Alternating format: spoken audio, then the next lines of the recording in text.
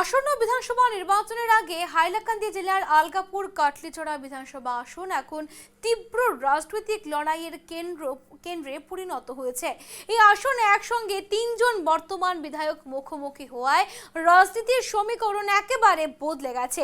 এই আসনে প্রতিদ্বন্দ্বিতা করতে নামছেন তিনজন বিধায়ক সুজামউদ্দিন চৌধুরী, জাকির হোসেন লস্কর এবং নিজামউদ্দিন। তিনজনই ইতিমধ্যে এই আসন থেকে প্রতিদ্বন্দ্বিতা করার বিষয়টি নিশ্চিত করেছেন।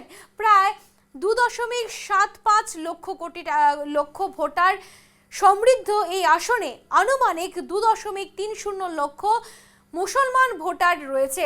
ফলে এই তিন নেতার রাজনৈতিক ভিত্তি মূলত মুসলিম ভোট ব্যাংকের উপর নির্ভরশীল। এক আসনে তিন বিধায়কের সরাসরি লড়াই এক নজিরবিহীন পরিস্থিতি ঘিরে রাজনৈতিক উত্তাপ ক্রমশই বাড়ছে হাইলাকান্দিতে।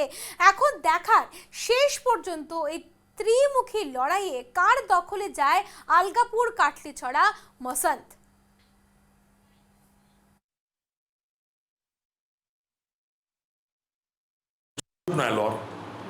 আমি যতটুকু জানি অতটা অ্যাডভান্স হয়েছে, কারণ এই 2 দিন মন্ত্রী আসলাম, মন্ত্রী প্রোগ্রামও বিভিন্নভাবে জড়িত। এবার চিফ মিনিস্টারও আইতরা করিয়া তো ইনকোয়ারিটা অন্তত পক্ষে তোরা টাইম দেওয়া লাগবে না।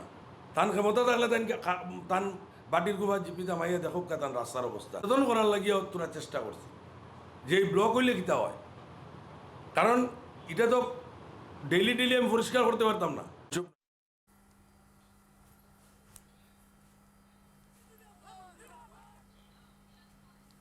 হাইলাকান্দি থেকে আমাদের সঙ্গে সরাসরি রয়েছে নীলোৎপল। জানতে চাইবো যে হাইলাকান্দি জেলার আলগাপুর কাটলিছড়া বিধানসভা আসনে এখন তীব্র রাজনৈতিক লড়াই, একই আসনে তিনজন প্রতিদ্বন্দ্বী, কি জানতে পারছো এবং কি আপডেটস রয়েছে? নিশ্চিতভাবে সমশিকা বলতে হবে যে পুরো রাজ্যেরই বোধহয় একমাত্র সমষ্টি বা বিধানসভা কেন্দ্র যেখানে তিনজন বিধায়ক একে আরেকের বিরুদ্ধে নির্বাচনে প্রতিদ্বন্দ্বিতা করবেন, এবং সেটি হচ্ছে আলগাপুর কাটলিছড়া বিধানসভা সমষ্টি, একটি সংখ্যালঘু অধ্যুষিত বিধানসভা কেন্দ্র যেখানে মূলত দেখা যায় যে শুধু 40,000 হিন্দু ভোটার রয়েছেন, বাকি সবাই সংখ্যালঘু মুসলিম ভোটার। তো এখানে দেখা গেছে যে তিনজন বিধায়ক হাইলাকান্দি জেলার যারা তিনজন বিধায়ক ছিলেন 2021 সালে নির্বাচিত হয়ে এসেছিলেন, যথাক্রমে সুজামউদ্দিন লস্কর, জাকির হোসেন লস্কর এবং নিজামউদ্দিন চৌধুরী, তিনজনেই এখন বর্তমান এই আসন থেকে প্রতিদ্বন্দ্বিতা করবে, একজন আরেকজনের বিরুদ্ধে লড়বেন এবং একটি ইন্টারেস্টিং ভোটযুদ্ধ হতে চলেছে আলগাপুর কাটলিছড়া বিধানসভা সমষ্টিতে। সুজামউদ্দিন লস্কর নির্দল হয়ে লড়বেন, ইতিমধ্যে তিনি ঘোষণা করেছেন। জাকির হোসেন লস্কর অসম গণপরিষদের টিকিট ম্যানেজ করেছেন এবং উনি হাতির সিম্বলে ইলেকশন লড়বেন, এবং নিজামউদ্দিন চৌধুরী গতরাত দেখা গেছে উনি সমর্থকদের সঙ্গে সভা একটি অনুষ্ঠিত করে রীতিমতো আবেগ ওনার দেখা গেছিল যে উনি আবেগিক হয়ে পড়েছিলেন, এবং সেখানে তিনি দাবি উত্থাপন করছিলেন যে অসম গণপরিষদ উনাকে টিকিট প্রদান করবে বলে আশ্বাস দিয়েছিল, শেষ মুহূর্তে উনাকে টিকিট প্রদান করা হয়নি, তাই তিনিও নির্দল প্রার্থী হিসাবে প্রতিদ্বন্দ্বিতা করবে। তাহলে দেখা যাচ্ছে যে তিনজন বিধায়ক এক সমষ্টি এবং তীব্র রাজনৈতিক যুদ্ধ হওয়ার সম্ভাবনা রয়েছে। এখান থেকে কংগ্রেসও প্রার্থিত্ব প্রদান করেছে।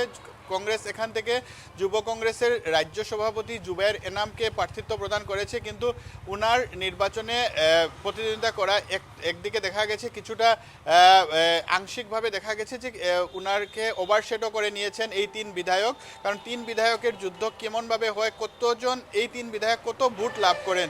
সংখ্যালঘু ভোটার, আমি আগেই বলেছি এটা সংখ্যালঘু অধ্যুষিত ভোট কেন্দ্র, একটি বিধানসভা কেন্দ্র, এবং এই বিধানসভা কেন্দ্রে কত সংখ্যালঘু ভোটাররা এবার নিজামের দিকে যান, সুজামের দিকে যান, না জাকিরের দিকে যান, না কংগ্রেস প্রার্থী জুবায়ের এনামের দিকে যান, সেটা দেখা লক্ষণীয় হবে। কিন্তু ইন্টারেস্টিং ফ্যাক্টটা হচ্ছে যে একই সমষ্টিতে তিন বিধায়ক একে আরেকের বিরুদ্ধে লড়ছেন। পূর্বে তারা তিনজনই AIUDF এর বিধায়ক ছিলেন, যাকে বলা হয় সতীর্থ বিধায়ক ছিলেন, একই দলের বিধায়ক ছিলেন, কিন্তু বর্তমান দেখা গেছে যে রাজনৈতিক যুদ্ধে তারা একে আরেকের বিরুদ্ধে লড়াই করবেন। তাই দেখা গেছে যে কাটলিছড়া বিধানসভা যেটা বিধানসভা কেন্দ্র আছে, আলগাপুর কাটলিছড়া বিধানসভা কেন্দ্র দেখা গেছে এক প্রকার হটস্পটে পরিণত হয়েছে রাজনৈতিক, এবং এখানে যে ভোটযুদ্ধ অত্যন্ত আকর্ষণীয় হবে তা এখন থেকেই বলা যাচ্ছে, কারণ কংগ্রেস প্রার্থী দিয়েছে তিনজন বিধায়ক এখানে একে আরেকের বিরুদ্ধে লড়বেন। তাছাড়া অনেক আরও নির্দল প্রার্থী হিসেবে অনেক সংখ্যালঘু নেতা এখানে প্রতিদ্বন্দ্বিতা করার সম্ভাবনা রয়েছে। তো সব মিলিয়ে দেখা যায় যে হাইলাকান্দি জেলার আলগাপুর কাটলিছড়া বিধানসভা কেন্দ্র, যেখানে প্রায় 2,75,000 ভোটার আছেন, যে ভোটার অত্যাধিক সংখ্যালঘু ভোট পাবেন বা সবচেয়ে বেশি ভোট পাবেন, সংখ্যালঘুদের মন জয় করতে সক্ষম হবেন, তিনি বিধায়ক হিসাবে নির্বাচিত হবেন একথা ধরে নেওয়া হচ্ছে এবং একটি আকর্ষণীয় ভোট যুদ্ধের দিকে এগোচ্ছে হাইলাকান্দি জেলার আলগাপুর কাটলিজোড়া বিধানসভা কেন্দ্র। শমশিকা।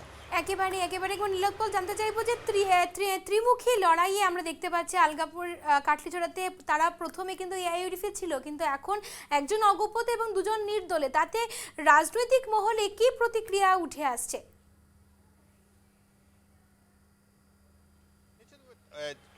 এই তিনজন বিধায়ক যখন এআইইউডিএফে ছিলেন তখন একে আরেকের বিরুদ্ধে নানান মন্তব্য দিতেন এবং একজন আরেকজনকে ড্যামেজ করতে লেগে থাকতেন, এরকম আমরা দেখেছি।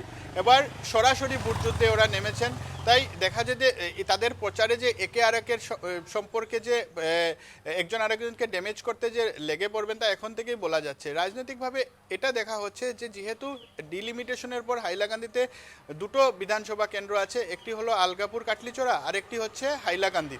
হাইলাকান্দি পুরোপুরো হিন্দু অধ্যুষিত একটি এলাকায় পরিণত হয়েছে, সেখান থেকে কোনো এক হিন্দু ব্যক্তি বিধায়ক হিসাবে নির্বাচিত হবেন তা এখন থেকেই বলা যায়। তাই এই তিন বিধায়কের রাজনৈতিক জীবন যদি ওরা বাঁচিয়ে রাখতে চায় তাহলে তাদের একটি সংখ্যালঘু বিধানসভা কেন্দ্র থেকে প্রতিদ্বন্দ্বিতা করতেই হবে, তাই তারা আলগাপুর কাটলিচড়ায় শিফট করেছেন এবং তিনজনই একটি বিধানসভা কেন্দ্রের থেকে তাদেরকে প্রতিদ্বন্দ্বিতা করতে হচ্ছে। এখানে কার ভোট বেশি, কে সংখ্যালঘু ভোট বেশি পাবেন তার উপরে সব কিছু নির্ভর করবে। জাকির হোসেন যিনি অসম গণপরিষদ থেকে মনোনয়নপত্র দাখিল করবেন, ওনার কাছে একটি অ্যাডভান্টেজ আছে, যেহেতু তিনি এনডিএ মনোনীত প্রার্থী তাই কিছু হিন্দু ভোট উনিও পেতে পারেন। কিন্তু বাকি দুইজন যে বিধায়ক আছেন সুজামউদ্দিন লস্কর এবং নিজামুদ্দিন চৌধুরী, তারা দুজনেই সংখ্যালঘু ভোটের দিকে ওদের বেশি নজর থাকবে। এবং কংগ্রেসেরও প্রার্থী আছেন জুবের এনাম, উনি কত ভোট পান, উনি কি অপ্রাসঙ্গিক হয়ে পড়েন নির্বাচনে, সেদিকেও আমাদের চোখ থাকবে। কিন্তু সব মিলিয়ে দেখা যায় যে তিন বিধায়কের যুদ্ধ আলগাপুর কাটলিচড়াতে, এবং রাজনৈতিক মহলের এটাই বক্তব্য যে যেহেতু হাইলাকান্দি সমষ্টিটা পুরোপুরি হিন্দু অধ্যুষিত এলাকায় পরিণত হয়েছে, তাদের কাছে কোনো অপশন ছিল না। যদি তারা রাজনৈতিক জীবন তাদের দীর্ঘায়ু করতে চান তাহলে তারা আলগাপুর কাটলিচড়া থেকে তাদের লড়তে হতো এবং তারা সেটাই করেছেন। শমশিকা। একেবারে আপাতত ধন্যবাদ তোমাকে নীলোৎপল।